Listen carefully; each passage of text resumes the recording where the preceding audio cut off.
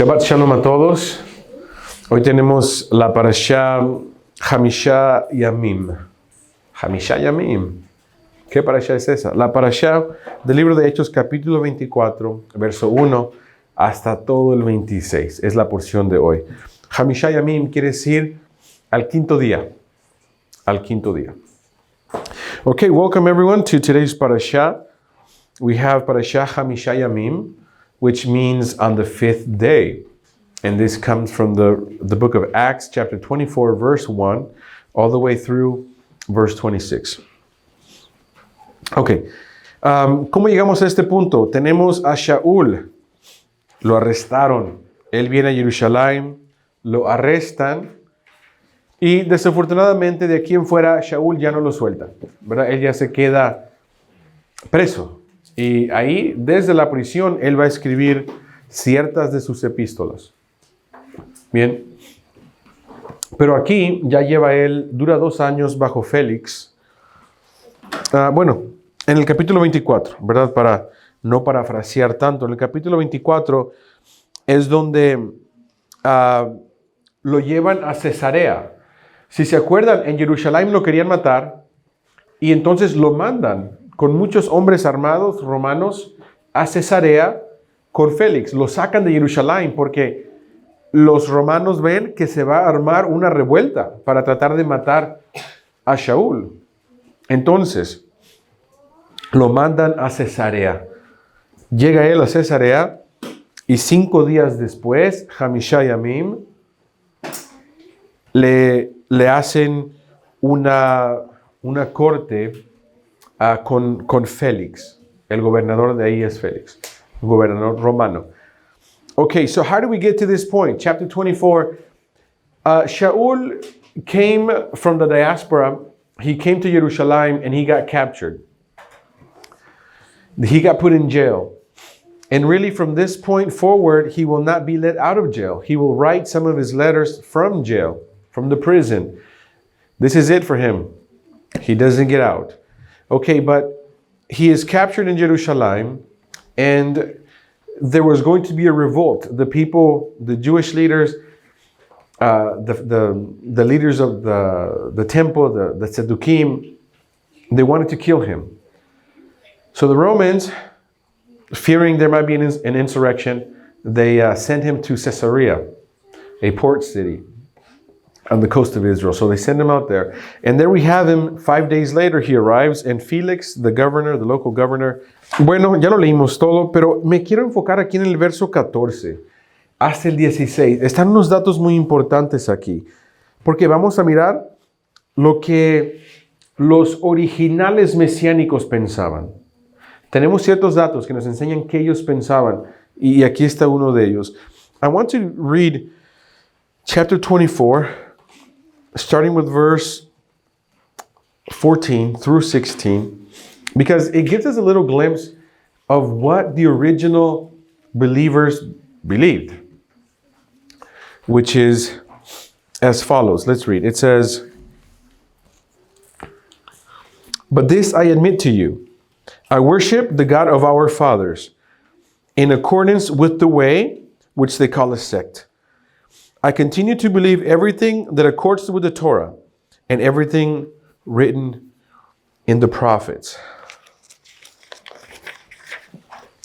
And I continue to have hope in God, which they too accept, that there will be a resurrection of both the righteous and the unrighteous.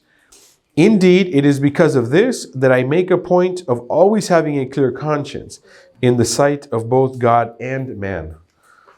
Capítulo 24, verso 14. "Pero si admito esto ante ti, yo adoro al Dios de nuestros padres, de acuerdo con el camino que llaman una secta. Continúo creyendo en todo lo que está de acuerdo con la Torá y todo lo que está escrito en los profetas, y continúo teniendo esperanza en Dios, que también ellos aceptan que habrá una resurrección tanto de los justos como de los injustos. De hecho, es por esto que me aseguro de tener siempre una clara conciencia, tanto a los ojos de Dios como de los hombres." Ok. ¿Por qué les digo que esto es muy importante? Porque aquí está Félix, un romano, Goy, ¿verdad? Diríamos, en el sentido, él es gentil. No, conoce de los judíos, pero él no cree, ¿verdad? Bien romano. Aquí tenemos a Shaul hablándole a un gobernante gentil romano y le dice unas cuantas palabras claves. Le dice una. ¿Cuál es la primera? Dice, yo adoro al Dios de nuestros padres. Mira, voy a poner original. Ok, aquí puse mesiánico original. ¿Cómo trabaja el mesiánico original? Le dice, el Dios de nuestros padres. The God of our fathers. The God of our fathers. Con un paréntesis. Él sigue sirviendo al Dios de Abraham, Isaac y Jacob. Al mismo Dios de los judíos. O sea, le está diciendo, no me traen aquí porque no creo en el Dios de la Torá, en el Dios de nuestros padres. Ahí vamos bien. Y él pone, pero conforme les llamaban los del camino, ¿verdad? Haderech, el camino. Pero vamos a poner aquí, ¿qué le pondremos? The way. The God of our fathers. Not the Jewish way. The Messianic way. So let's write Messianic. Él le dice que sirve al Dios de sus padres, de nuestros padres. Abraham, Isaac y Jacob. El que le dio el pacto a Abraham. Que su simiente sería como las estrellas del cielo y la arena del mar. Él sigue sirviendo a ese Dios, pero no conforme al judaísmo ya, conforme a lo que ellos llaman una secta, el camino mesiánico, Yeshua el Mesías. Ok, pero mismo Dios. So that's the point, right? He still follows the God of the fathers, the Messianic way. Okay, el otro punto interesante es, miren cómo dice, continúo creyendo en todo lo que está de acuerdo con la Torá. So the next thing is, I believe, let me just not paraphrase. It says, I continue to believe everything that accords with the Torah. Ok, muy importante. Los mesiánicos originales creían todo. Voy entonces a poner 100% Torah. Creían en la Torah.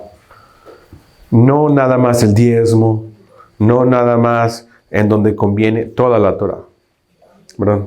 So point number 2 is that he still, believing in Yeshua, being a messianic, he still believes in the Torah, all of it, 100% Torah.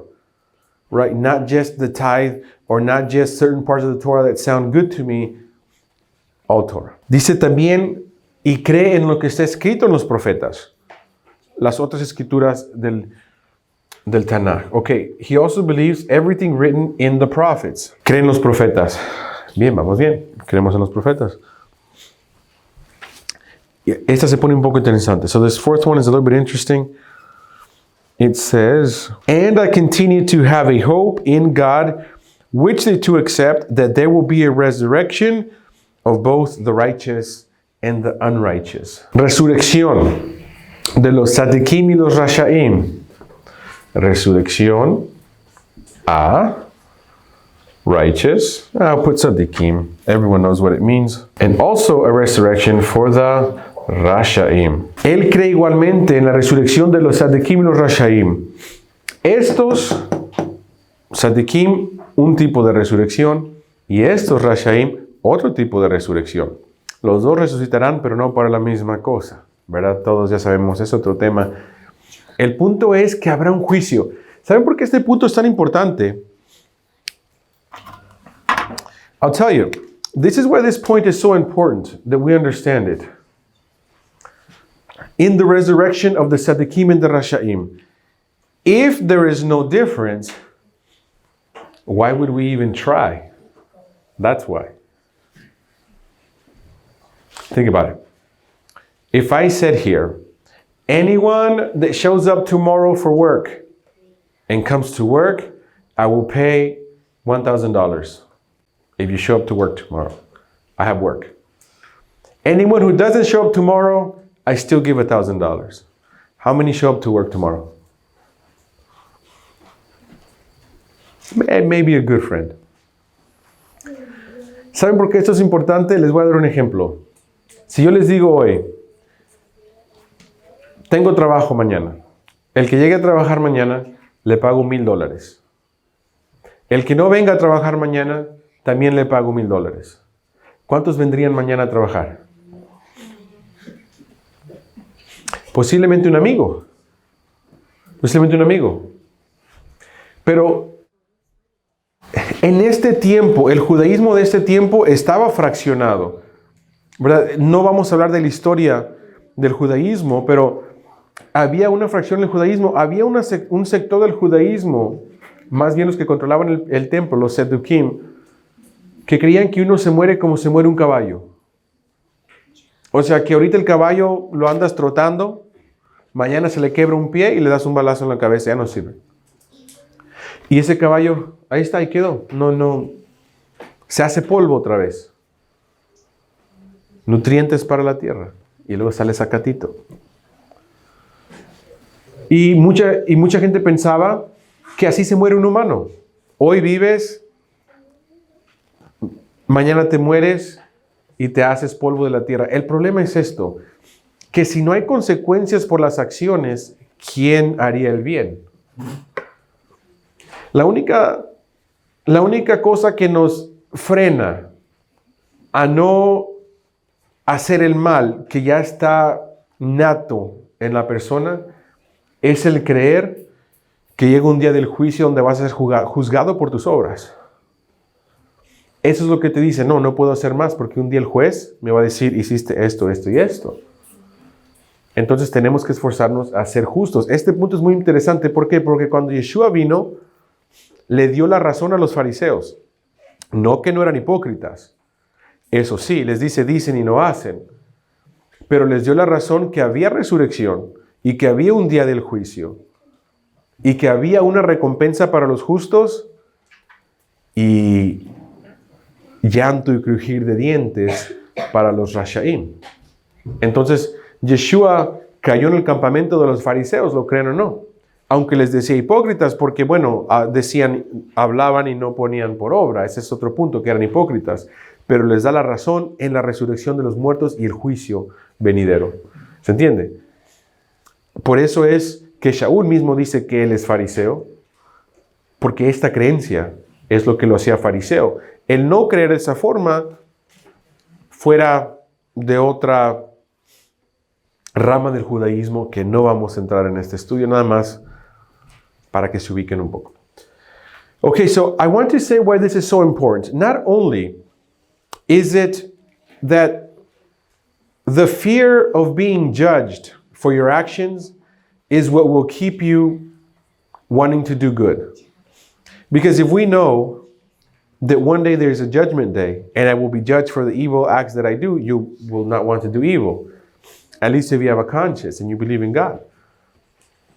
But the reason why this is important is because in the contemporary time of Yeshua, there was Jewish sects like the Sedukim, the Sadducees, that did not believe in the resurrection of the dead. They believed that a person dies like a horse dies. Today you ride the horse, tomorrow the horse breaks his leg, so you shoot it in the head and bury it. His life is over, no more horse. They believe when someone dies, they die, no consequences for what they did. So, if you believe no consequences for what you did, then what keeps you doing good? Anyway, the reason this is important is because when Yeshua came, he took the side of the Pharisees. He said, yes, there is a resurrection of the righteous and the unrighteous and the evil. Right? And he would always say this, you have to be righteous. And he would say, the evil, the Rashaim, they will go to weeping and gnashing of teeth, to hell, to Gehinnom. So he actually sided with the Pharisees in this argument. Yeshua did. Now, he always told them that the Pharisees were hypocrites, which is a different point. We can't get confused. Yes, they preached, but they didn't do. They were hypocrites, but they believed in the resurrection, and Yeshua fell in that camp. This is a really big point. Right, really big point. Se me hace que hay uno más. I think there was one more. Okay. Indeed, it is because of this that I make a point of always having a clear conscience in the sight of both God and man. Verso 16. De hecho, es por esto que me aseguro a tener siempre una clara conciencia, tanto a los ojos de Dios como en los ojos de los hombres. Ok, clara conciencia ante Dios. ¿Qué quiere decir clara conciencia ante Dios? Pues si le digo a alguien, ¿tienes clara conciencia ante Dios, ante Elohim? Bueno, si alguien ha estado actuando mal, no. Entonces dice, por eso yo vivo conforme a la Torah, haciendo las cosas que me dan una clara conciencia. ¿Qué dice la Torah? Ama al prójimo, yo amo al prójimo. En el día del juicio, cuando él dice que él cree en el día del juicio de los justos y los rashaim, los malos, los malvados, los injustos, dice, porque hay una resurrección y porque viene un día del juicio, por eso trato de tener una clara conciencia, limpia conciencia, hacer lo que es correcto. Porque yo sé que no me voy a morir como se muere un caballo. Yo sé que yo no puedo hoy defraudar, robar, matar, violar, todas las cosas malas que hacen los rashaim. ¿Por qué? Porque un día voy a tener que pagar todo eso. Un día tengo que pagar por esas acciones. Entonces, por eso trato de vivir con una clara conciencia. Miren, si nosotros explicáramos la Torah desde este punto de vista, con 5 puntos, haríamos bien. Haríamos bien. Si perdemos, este es un buen enfoque, si perdemos este enfoque, podemos tornarnos como lo que Yeshua no le gustaba, el religioso, la religiosidad, ese tipo de cosas. El estudio de Torah, si nos quedamos en el punto número 2, por ejemplo, aquí en el estudio de Torah, mucha gente se mete mucho a estudiar Torah, y entra donde yo les digo muchas veces, que alguien piensa que el punto de estudiar Torah es conocer, crecer en conocimiento. Y no, ese es un error muy grande.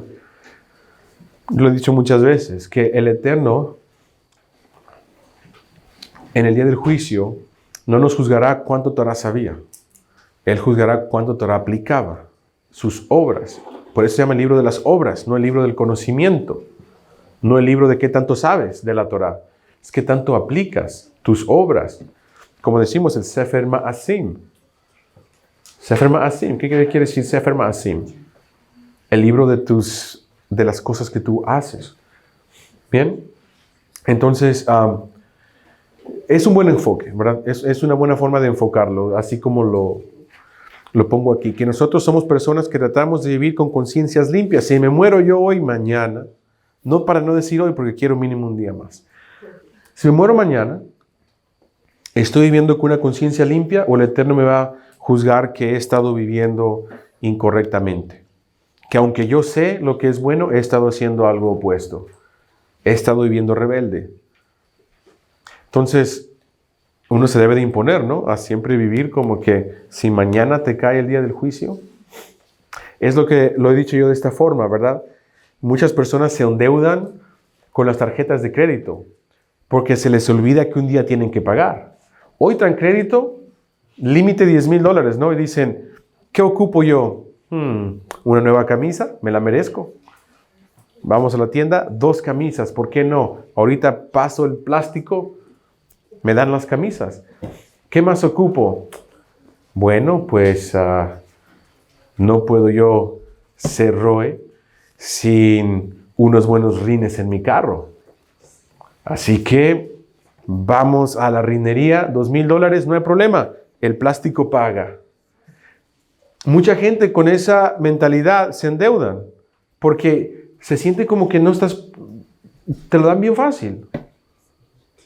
Te lo dan bien fácil, ¿verdad? Entonces vas y gastas. Esposa dice, ¿me merezco un viaje? Claro, eres buena esposa, vámonos de viaje. Y de ahí plástico, plástico, plástico, plástico. Pero ¿qué pasa en un mes cuando llega el primer bill? Vale más que tengas el dinero para pagar. ¿Sí o no? Y es exactamente lo que hacemos nosotros. El pecado, el tener el placer ahorita, el disfrutar la nueva camisa, pues. Me endeudo para comprar esta nueva camisa porque la quiero. Pero viene el día que vas a pagar. Sí, ahorita disfrútala, pero viene el día que la vas a pagar. El pecado es igual. Hoy lo disfrutas, pero viene el día que lo vas a pagar. Ahí viene el bill. Entonces, uno, por rebeldía, no seguimos los puntos que pone aquí Shaul y no estamos viviendo con conciencia limpia. Estoy guardando bien Shabbat. Yo sé lo que es guardar Shabbat. ¿Verdad? Lo tengo memorizado. El séptimo día no será ninguna obra. Kol melachá lo ta'asu. Ninguna obra haréis. De vez en cuando trabajo en Shabbat, por ejemplo. Traigo eso en mi conciencia. Les digo, eso es lo que quiere decir. El mundo, por eso hoy vivimos en una sociedad que están muchos endeudados por todos lados. Porque se hace muy fácil disfrutar ahorita o pagar después. ¿Verdad? Y muchos piensan la vivencia de la Torah igual. Peco ahorita, y muchos van a llegar con un bill grandísimo frente del Eterno. Y cuando el Eterno empiece a cobrar, ¿cuántos van a llegar, no? Con el dinero en la bolsa para pagar la deuda. ¿Cuáles son nuestras obras que hemos estado haciendo? Los dejo con eso, ¿no? Pero yo pienso que de aquí se podría desenvolver un tema muy grande. Tenemos más para allá que cubrir. Simplemente me gusta cómo Pablo le explica a un gentil por qué él vive como vive. Se me hace muy práctico. Y muy práctico para aplicar. Hoy en día aún. I want to, I think that this is a very practical way to think about keeping Torah. The way that Shaul explains it to Felix. Right? He gives him these 5 points. And he says, this is why I live how I live. But I think that if we were to stick to this idea, it would save us from falling a lot of times into errors. Because I see too many people becoming religious. They focus on the small things.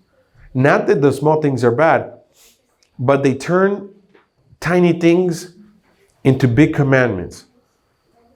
Makes it really hard. A lot of weight. Makes it really hard to walk.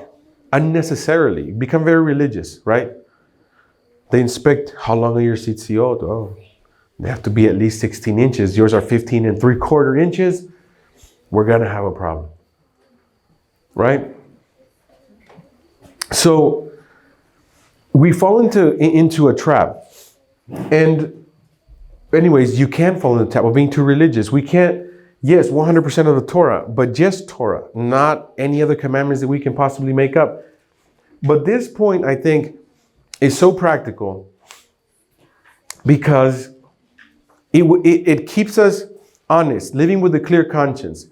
If we die tomorrow, are we able, when the list of deeds that are read about us, are we okay with it? Or are we afraid? Are we afraid what Adonai is going to say? And really, I give you a good example that I think of society today. Society today, there's a lot of people in debt, in big debt, especially because of credit card debt. Because credit card makes it really simple to buy stuff that you really can't afford. So you have plastic in your pocket and someone gives you a card. Here you go, $10,000 credit. And what they heard, $10,000 free dollars. I can go spend. So they say, what do I need? This shirt's getting old. I need a new one. Go buy a new shirt. Only the best for the roe, right? Expensive shirt. Hey, look, I still have limit on this thing. What do I need now? Maybe rims for my car. You go buy rims for your car. And anywhere you go, right, you start swiping the card. And it's so easy. You swipe the card and they give you what you want. But what's happening? You're starting to build up charges. A month later, the bill comes. And then it's time to pay up. And some people think, right, they live this life in the similar fashion. The way we keep Torah, is it the same way? That's how sin is like spending in debt. You think, today I can sin, today I break Shabbat, even though I know, but I'm going to enjoy breaking Shabbat because I'm going to make more money. So you think, I enjoy it now, I'll pay later. What's the problem? How big can it be? But then you start doing this a lot. I will sin today, I'll pay later, not a problem. I'll put it on the credit card. I'll sin again today, not a problem. I'll pay later on the credit card. Then we go to Judgment Day, and Adonai's going to take out the bill, the Sefer Ma'asim, the book of works. And that's going to be all the debts. Right? You owe me here, you owe me here. You broke Shabbat like 50 times. Right? You offended people all the time. That's like 100 cases of offending people. Right? All of these things go over, all the charges. Can you pay up? If you have a clear conscience, if you strive to have a clear conscience, there's no bill. There's no bill. No, you weren't using the sin credit card. The Visa card for sinning, you never used it. Hey, Baruch Hashem Adonai. And if you used it, you paid it off right away. Right? You asked for forgiveness. You did teshuvah. So the bill stays blank. That's why doing teshuvah is very good. Right? You sin, do teshuvah. You don't want the bill to add up. Because one day you have to pay up. So anyway, this is what Shaul is explaining. It so practical. Very, very practical. Right? Have a clear conscience. You die tomorrow, how big is your bill? How big is your bill? So this is how he explains it to Felix. Ok, en el capítulo 24, verso 17, se me hace un dato interesante también. Chapter 24, verse 17, I'll read real quick. After an absence of several years, I came to Jerusalem to bring a charitable gift to my nation and to offer sacrifices. Después de una ausencia de varios años, vine a Jerusalén para traer una ofrenda caritativa a mi nación y para ofrecer sacrificios. Es algo que nosotros decimos Shaul, que se llamaba en Judá, su pueblo gentil, pueblo hebreo, Shaul, y a los gentiles Pablo. Él era de Tarso, ¿no? Él tenía a Pablo por nombre. También Shaul. Eso parece. El punto es que él dice que viene a Jerusalén a ofrecer sacrificios. Y es algo que son los detallitos que un lector cristiano, por ejemplo, se les pasa. Porque ellos dicen, no, con la muerte y resurrección de Yeshua, no más sacrificios. Pero aquí miramos a Pablo diciendo que él traía sacrificios. ¿Qué entonces está pasando? Korbanot, los estudiamos hoy, para Shatzav. ¿Por qué él traía korbanot? Porque hay korbanot que no tienen que ver nada con pecado. Así de fácil. Y él estaba haciendo un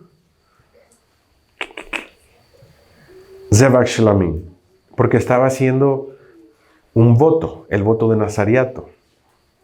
Leímos en la Parashat Tzav, hay una conexión, que la ofrenda, o más bien el korban de Zevach Shlamim, la ofrenda de paz, podía ser de 3 diferentes tipos, A, B y C. A decía en agradecimiento, en Todá. 1, el segundo en voto, si es un neder. Y tercero, si es un regalo, nedevá. Entonces hay 3 tipos de ofrenda de paz. Y una de ellas es para neder, para voto, como el voto de Nazariato. Entonces, miramos qué es lo que hacía. ¿Por qué? Porque se rapó la cabeza con nosotros hombres. Sabemos que es un voto de Nazariato. Ok. Ahí está la conexión a la parashá de hoy. Pero el punto es que si Yeshua abolió la importancia del templo y de los sacrificios como el de Zevach Shlamim, entonces, ¿qué estaba haciendo Pablo ofreciendo estas cosas? ¿Verdad? Es lo que no han pensado. Pero ahí está, si no lo había visto ese detalle. In verse 17, we have Shaul saying that he came to Jerusalem to offer up sacrifices. Now, when a Christian reader, when they read the book of Acts, they are trained to overlook this, like they never read it. It's not there. Put white out on it. It's invisible. When they read that Shaul came to do sacrifices, they're like, wait, what? Well, what does that mean? Here's what it means. He was doing a Nazirite vow. That's why he shaved his head. And that's the connection to today's Parashat Tzav from the Torah.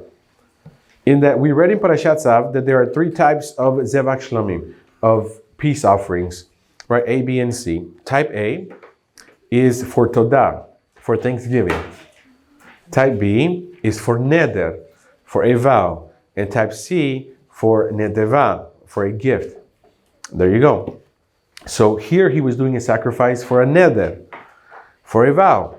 So he's still keeping Torah. He's still doing the sacrifices. This is after the death and resurrection of Yeshua. What is he doing? If Yeshua canceled the sacrifices, why is he here doing one? Right? And it has nothing to do with sin. The Zevach Shlamim, right? So anyway, if you hadn't seen that detail, there it is. Okay, quedemos en el 24, verso 24. I want to jump now to 24. After some days, Felix came with his wife Drusilla, who was Jewish. He sent for Shaul and listened to him as he spoke about trusting in the Messiah Yeshua. But when Shaul began to discuss righteousness, self-control, and the coming judgment, Felix became frightened and said, "For the time being, go away. I will send for you when I get a chance." 24. Después de algunos días, Félix vino con su mujer Drusila, que era judía. Mandó llamar a Shaul y le escuchó hablar acerca de confiar en el Mesías Yeshua. Pero cuando Shaul empezó a hablar acerca de la justicia, del autocontrol y del juicio venidero, Félix se sintió asustado y dijo: "Márchate por el momento, te mandaré llamar cuando tenga la oportunidad". Aquí me gustaría añadirle en otro color. Vamos a usar el azul, yo pienso se ve bien. Otras cosas que habla Pablo. De hecho, ¿verdad? Si leemos sus cartas, no es nada nuevo. Él hablaba mucho de esto, pero estamos aquí, en esta parashá. Así que escribamos. Dice, de la justicia. ¿Dónde lo pondré? Lo voy a poner aquí. Autocontrol y el juicio venidero. Juicio venidero. Okay. So Shaul talks about 3 things to Felix. Justice or righteousness, self-control, and the coming judgment. Those are the 3 things. Now, Shaul talks a lot about this. As a matter of fact, you read his letters, it's full of this. But we're in this parasha, so I'm highlighting it. But those are other good points that we see him teaching. These are the things that he taught, right? Self-control, for example. The coming judgment. Ok, y miren cómo, qué de bonito encajan estas cosas, la justicia, el autocontrol y el juicio venidero con estos puntos también. Lo que empezamos a formar entonces es con quién estamos tratando aquí. Shaul. ¿Qué él piensa en su mente? ¿Qué es lo que él proyecta? Y son estas cosas, ¿no? Muy buenos principios. The reason why I write this is because if we want to understand who Shaul is, this is what's going through his mind. This is what he thinks. This is what he teaches. Later on, when we read more letters of Shaul, we need to build a profile of how he is, how he thinks, ¿verdad? Entonces, después del libro de los Hechos, hay muchas cartas de Pablo.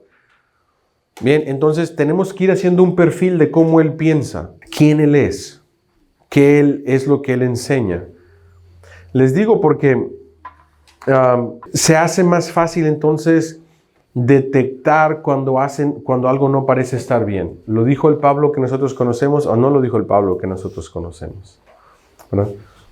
The reason why this is important is because we have to think, when we read certain things, is it the Paul we know or not? Vamos así, ¿verdad? Les voy a dar un buen ejemplo. Cuando leemos, por ejemplo, el libro de Gálatas, capítulo 3, lo leemos casualmente y vamos a leer cosas que parecen un shock. Que la ley es maldición. ¿What? La ley es maldición. Pero en el libro de Hechos, Shaul dijo que él 100% Torah. Y también dijo que él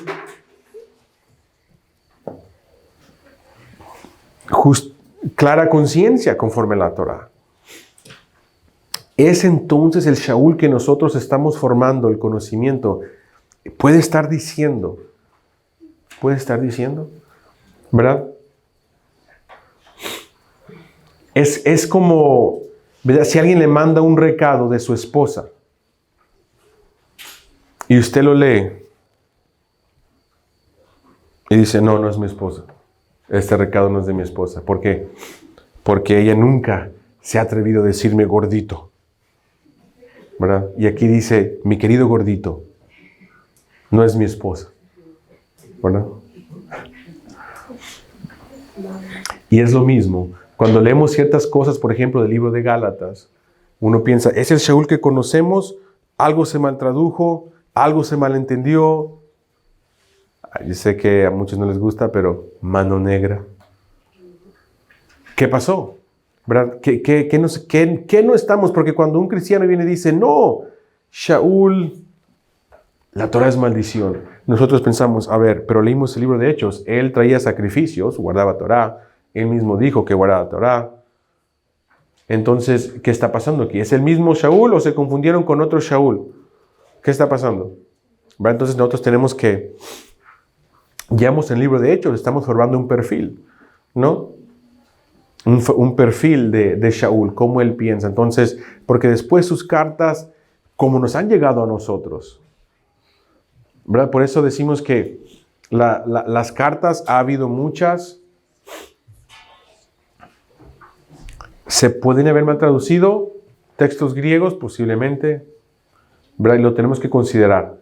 Pero por eso es, si están, vamos a decir que hacemos un perfil de Shaul. Shaul cabe, lo que él enseña, lo que vemos de él, en todas sus escrituras, él es así. El libro de Romanos cae aquí. Los libros a Timoteo, que le escribe cartas, caen aquí. Todo dentro de lo que Pablo es. Tesalonicenses, cae aquí. No voy a decir que todo Gálatas, ¿verdad? Por ejemplo, pero ciertos capítulos de Gálatas, que alguien los interpreta de cierta forma, caen aquí, fuera de lo que uno conoce que Pablo es. Entonces sabemos que algo está mal. Cuando alguien nos dice, Pablo dijo esto, no pudo haber dicho eso. No pudo haber. Está mal traducido, está mal entendido, está mal cualquier cosa, pero no es el Pablo que conocemos. Por eso también les estoy poniendo esto. Es muy importante porque vamos a llegar, de aquí sigue Romanos, Corintios, y así nos vamos, en las parashiot, y entonces tenemos que ir formando, porque si leemos nada más un capítulo y tratamos de formar qué se está diciendo basado a un capítulo de un libro, vamos a tener un problema. Tenemos que ir viendo todo completo. Okay, so I do want to explain this, right? As I add these three things, we're forming a profile of Shaul, but the reason why this is important is because we will run into more writings of Shaul. And unfortunately, some of his writings appear to say something, and they have been interpreted as saying something that doesn't sound like the Shaul we know from Acts chapter 24. Doesn't sound like him, right? And it's very easy. We go, why are Christians Christian? Because they say we don't have to keep Torah. Shaul said so. I can show you. Galatians chapter 3. And in there, it appears to say that the Torah is a curse. But if someone tells us that Shaul said the Torah is a curse, and we go to today's parasha, and he said he keeps 100% Torah, then what is he keeping a curse? What's going on? Is it the same? Are we talking about the same person? Are we talking about the same Shaul? So it's important to build a profile of what he says, who he is. That way, as we read one of the books, Romans, it lands within the profile of who he is. Thessalonians, Corinthians, sounds like him. And then when someone gives us a passage that doesn't fit into what sounds like him, then we know maybe something happened, mistranslated. Someone changed a couple words, who knows? But we might not be able to trust that. It's like if someone sends a letter, right? They say it's from your wife. You take it, you read it, then you say, can't be my wife. So how do you know it's not your wife? Because, she never calls me handsome. Obviously, I know it's not my wife. right? It's something you pick up doesn't sound like something your wife would say. And this happens with Shaul, right? So we know that there's a different interpretation or something happened there. Anyway, that's why this is important. This is why I'm bringing it up. Ok, me gustaría avanzar más rápido. En el capítulo terminando... Ok, el 24-27, miramos que dentro de todo esto, Shaul dura 2 años. Dice, después de 2 años, Félix le sucedió Porcio Festo. ¿Verdad? No se peleen por el nombre. Si tienen un hijo, no. ¿Le quiere poner Porcio Festo? Yo no. El punto es que duró 2 años. 2 años. Así. Encarcelado sin razón. Y va a durar más, desafortunadamente. Va a durar más. Pero nada más para que se den más o menos un tiempo. Ya lleva 2 años. Entre el comienzo del capítulo 24, que dice 5 días después, ya en el 27 dice 2 años después. Ya pasaron 2 años.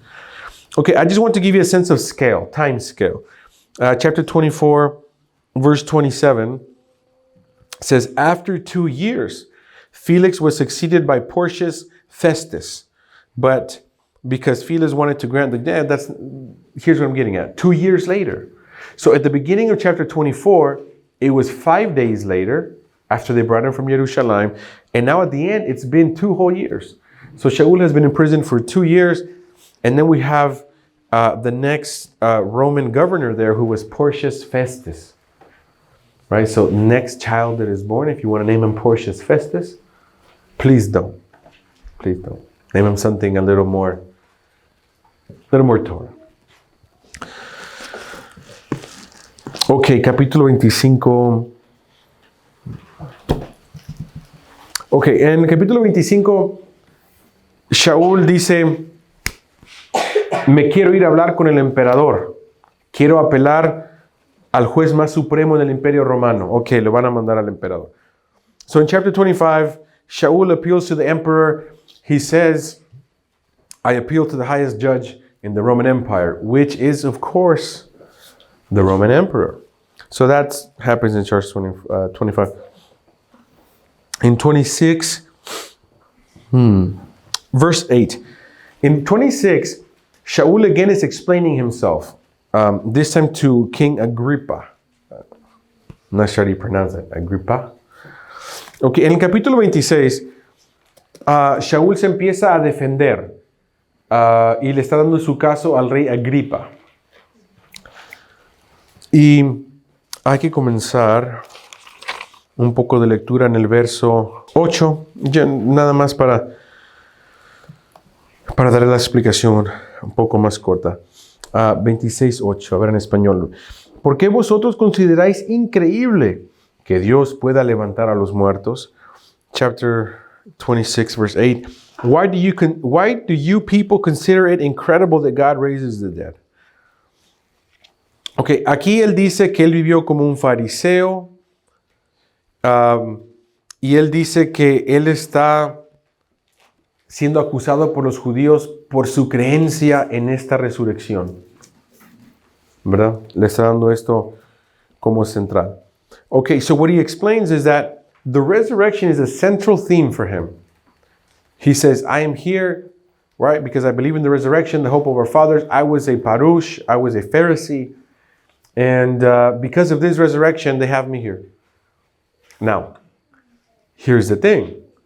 Not just any resurrection. The resurrection of Yeshua HaMashiach, right?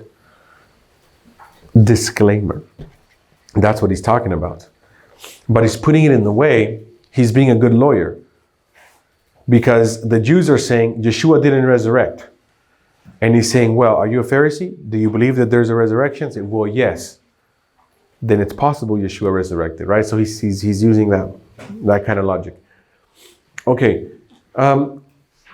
Él vuelve a empujar que la resurrección de los muertos, él se para en eso, pero lo está haciendo con táctica.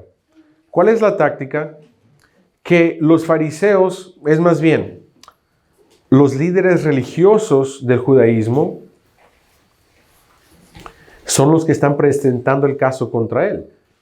Pero él sabe que los que están ahí acusándolo dentro de la secta fariseica creen en la resurrección. Así que él está usando este argumento. Yo creo en la resurrección. Y tú crees en la resurrección. Y yo creo que Yeshua resucitó. Así que tú lo crees posible. Porque tú crees en la resurrección también. Y les está comprobando con este punto que es posible que Yeshua haya resucitado. Bien, porque los fariseos creen en la resurrección. Ok, otro punto que a mí se me hizo interesante, no sé usted, pero a mí sí. Verso 14, chapter 24, verse 26, verse 14. I thought it was very interesting. He's explaining his encounter with Yeshua. And he says, we all fell to the ground. And then I heard a voice saying to me, in what language? Hebrew. Shaul, Shaul, why do you keep persecuting me? Que dice, estaba en el camino y era el mediodía, cuando vi una luz del cielo más brillante que el sol, brillando a mi alrededor y de mis compañeros de viaje, y a continuación oí una voz que me decía, ¿en qué lenguaje? En hebreo. Shaul, Shaul, ¿por qué sigues persiguiéndome? Ok. Ya van 2 veces que les doy un dato aquí en el libro de los Hechos que habla de Shaul. El pasado les dice que Shaul se paró enfrente de los hombres en Judá y les habló en hebreo y se calmaron. Oh, dice, este habla hebreo. Y aquí dice que Yeshua se le aparece hablando hebreo. Esto es importante porque hay tantas teorías que el hebreo se perdió, que Yeshua no hablaba hebreo, que hablaban arameo siriaco, que hablaban tantos tipos de cosas, que la Torá ya no se leía en hebreo. Pero hay ciertos datos aquí, ¿no?, que nos dicen que estaban hablando hebreo. Y no solo eso, hay libros históricos que nos dicen que en Jerusalén, en el 7º siglo, se estaba hablando hebreo. ¿Por qué es importante? Porque muchas personas llegan a una conclusión que nadie sabe leer hebreo.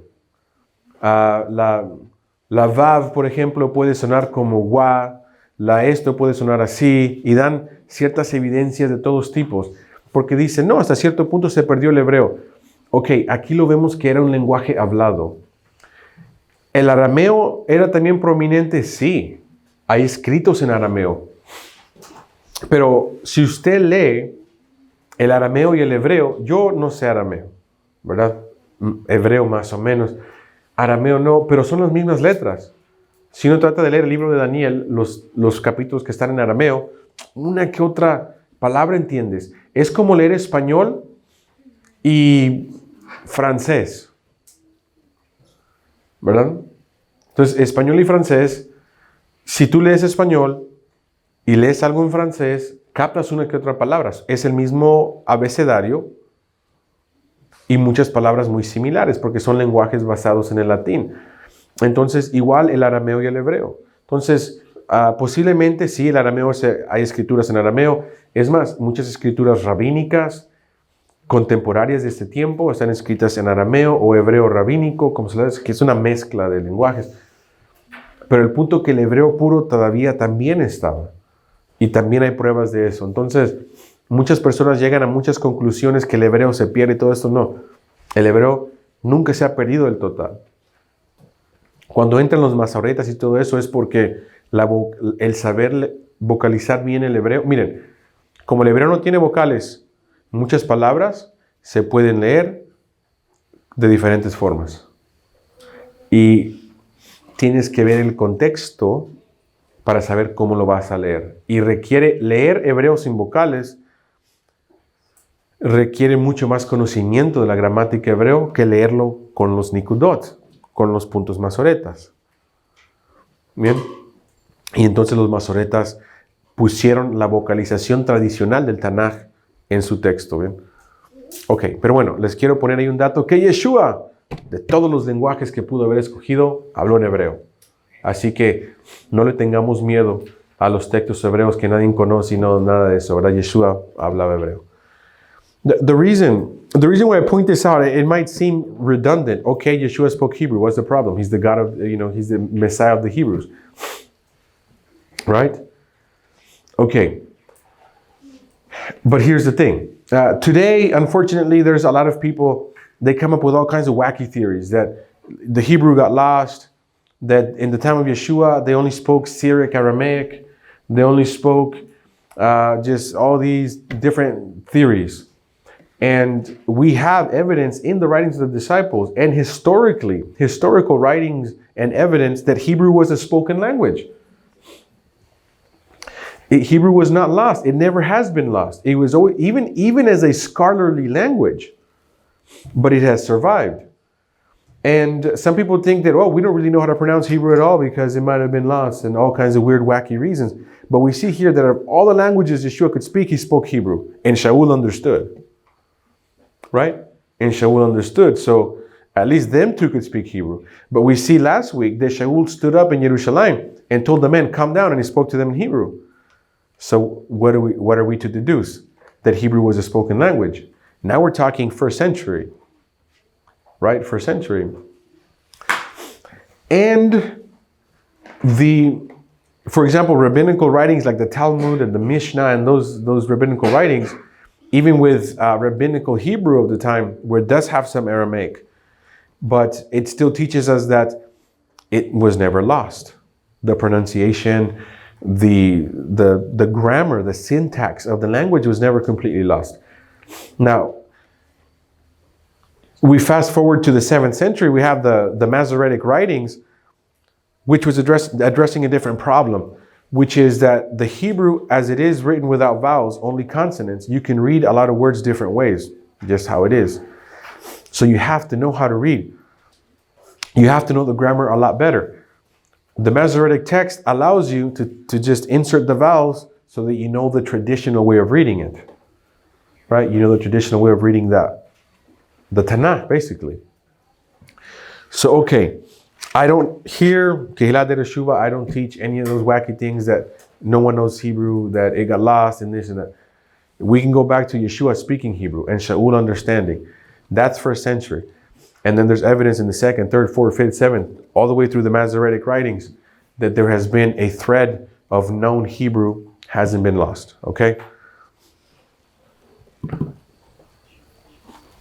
26:18 y es el último punto que vamos a tocar. I want to touch 26:18. 17 also. Comenzando con el 17, 26:17.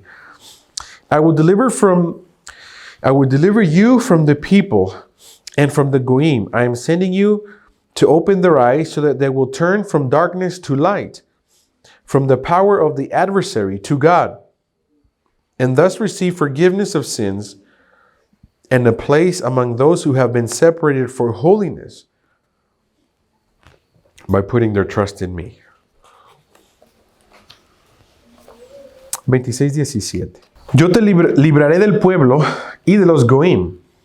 No te envío a que les abras los ojos para que puedan volverse de las tinieblas a la luz. Perdón, yo te envío a que les abras los ojos para que puedan volverse de las tinieblas a la luz, del poder del adversario a Dios, y de ese modo recibir el perdón de los pecados y un lugar entre aquellos que han sido apartados para vivir en santidad, depositando su confianza en mí.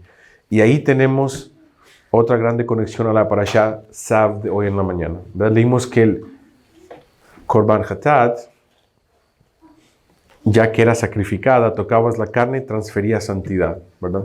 Entonces, cuando leemos esto, que le dice Yeshua a Shaul, que le va a dar un lugar entre los que han sido santificados por creer en él, ahí miramos ese enchufe con la parashá de hoy en la mañana. I just want to, I won't get into it too much because I said it earlier, but we see here how Yeshua tells Shaul that he has been set apart to be with the holy ones through depositing his confidence in him. And we see a connection to today's parashat Tzav, where we saw that the Korban Hatat, when it was accepted as a sacrifice, you touch the meat, it transferred holiness. So Yeshua transferring holiness to someone, right?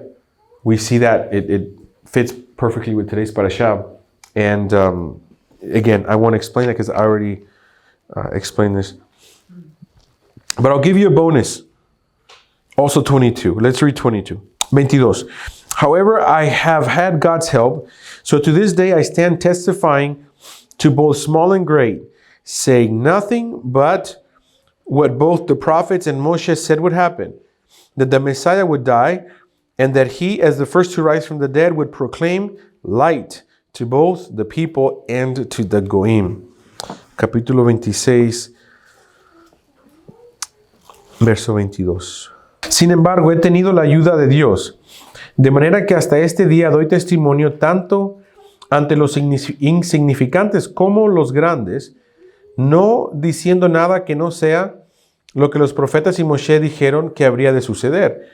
Es decir, que el Mesías habría de morir y que él, como el primero entre los resucitados de entre los muertos, proclamaría la luz tanto al pueblo como a los Goim. Bien interesante, ¿verdad? Que él dice que él les puede explicar al Mesías simplemente usando la Torá y los profetas, así como ellos dijeron. Bien. Entonces es bien interesante porque miren que cuando nosotros tenemos, ¿verdad?, un choque con el cristianismo, obvio. Ellos creen en Yeshua de una manera diferente que nosotros. Y cuando hablamos de definir a Yeshua, ellos comienzan, vamos a Colosenses, vamos al libro de Juan. Aquí Shaul todavía no había escrito Colosenses. Les dice que les puede comprobar a Yeshua con la Torá y los profetas. De hecho, no hay mejor forma que comprobar quién es el Mesías más que con la Torá y los profetas. Es la manera más sana. Porque después todas las escrituras acerca del Mesías, está bien, nos ayudan, pero no son necesarias. El Mesías se puede tener que explicar con la pura Torá y los profetas. La mera verdad. Ahora, es bueno, tenemos las escrituras ¿verdad?, de los discípulos de Yeshua, muchas muy buenas, como el libro de Hebreos que tocamos hoy en la mañana. Nos ayudan inmensamente. Inmensamente. Pero en sí, Shaul solo conocía la Torá y los profetas, y con eso dice él, solamente estoy hablando del Mesías, como está escrito en la Torá y los profetas. Técnicamente hablando, es todo lo que se necesita. Tener las escrituras de los discípulos es extra, ¿verdad? Es extra. Pero, ¿por qué les digo esto? Porque nosotros tenemos que empezar a definir a Yeshua un poquito más con la Torá y los profetas y menos con las escrituras de los discípulos, como el cristianismo. ¿Por qué? Porque va a pasar más y más que si nosotros nos topamos con judíos, como lo hicimos aquel día en Los Ángeles. Hay mucho judío, comunidad judía. Y cuando hablamos con ellos acerca del Tanaj, le quiero explicar el Mesías con Mateo, me va a decir, yo no creo en eso. Explícamelo con Sefer Devarim, con la Torá, o el profeta Isaías. Compruébamelo, pero yo no creo en el otro libro. Entonces uno tiene que saber explicar al Mesías con la Torá de los profetas, porque no nada más vamos a hablar con gente del cristianismo. El judío tiene que entender de cierta forma, igual, que Yeshua es el Mesías. Y se le tiene que poder explicar. Y el cristiano igual. Yo sé que muchos no creen en el Antiguo Testamento, ¿verdad? Porque les dices, aquí dice el Antiguo Testamento, y dice, bueno, no aplica. Ok, ¿qué vamos a hacer? Pero conforme las cosas del Mesías, sí. Y es donde debe de estar la base y la fundación, ¿verdad? Y poco a poco nosotros, si lo manejamos mejor, nos hacemos muy completos en entender cómo explicar al Mesías que nosotros seguimos. Bien, es muy importante que si vamos a explicar al Mesías, comencemos en la Torá de los profetas. Porque si yo me siento con un judío, piense hoy en la mañana, para Parashat Tzav, le tengo que explicar, ¿verdad?, cómo Yeshua puede entrar en la presencia del Padre como Cohen, si Él es el Mesías, enchufándolo con el concepto de un sacerdote ungido. Bien. Ese tipo de ideas que provienen de la Torá es lo más pesado y tenemos que saber hacerlo, ¿verdad? Alguien que nada más sabe explicar a Yeshua porque Juan capítulo 1 o porque Colosenses capítulo 2, ¿verdad? El judío te va a decir, en esta corte no es admisible esa evidencia. No es admisible. Aquí Jeremías, ¿verdad? Aquí Vayikra, ¿verdad? Aquí Torá. Aquí sí es admisible. Y de hecho, ¿verdad? Los que conocen la historia, hablamos con unos judíos un poco, hace poco tiempo que fuimos a hacer Brit Milot a Los Ángeles, y es bonito.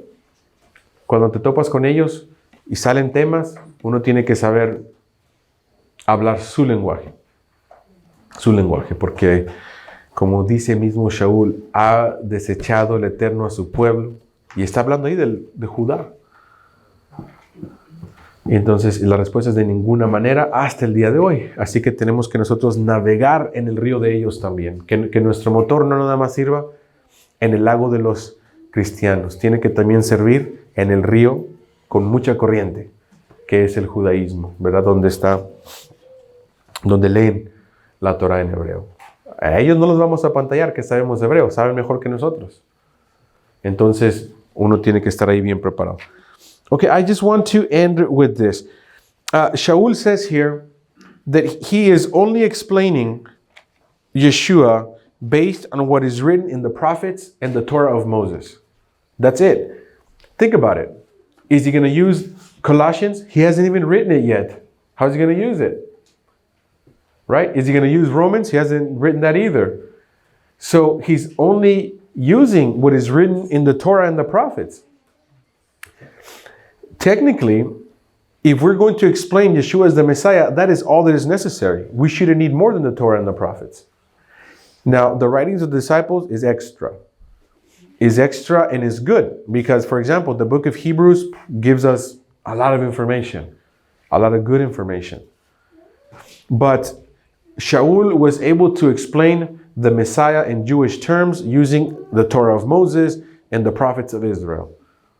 So really, we should be equipped to do the same, right? Because if we're only equipped to explain Yeshua the Messiah through the New Testament, like it is called, then we're stuck in really Christian thinking, Christian mindset.